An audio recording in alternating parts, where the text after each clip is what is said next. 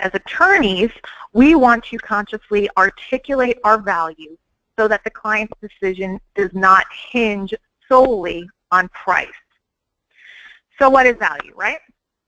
Let's think, or imagine value is this spectrum, and it ranges on one end from superior value, meaning the client thinks they're getting more than what they paid for, and it ranges all the way down to lost value, which is where the client feels like they got less than what they paid for.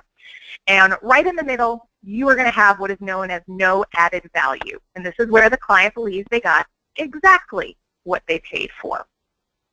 Notice the types of outcomes that fall under this category. So if you delivered exceptional advice, if you got the results that the client wanted, if you are on time, on budget, then you have admirably done your job, but you have not added value to the client. Now, on either side of this no added value are those opposite ends of the spectrum.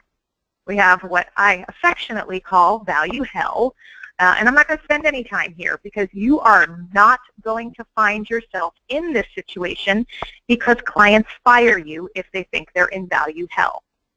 So that leaves us with superior value added. This is where the client feels as though they've gotten more than they expected, more than what they paid for. So not only did you get your client a great result, not only did you complete the matter in the time frame and the budget expected, but you also managed to deliver something else to the client. And I'll give you an example of this. Let's say we have a real estate attorney and they are working on commercial leases. And this real estate attorney, he's able to tap into his local contacts, his local connections, and can get permits approved much quicker than another attorney that maybe doesn't have those same connections.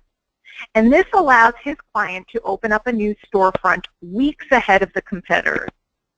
That faster approval process is going to translate into tangible revenue, sometimes as high as hundreds of thousands of dollars for the client, depending on the size of the client.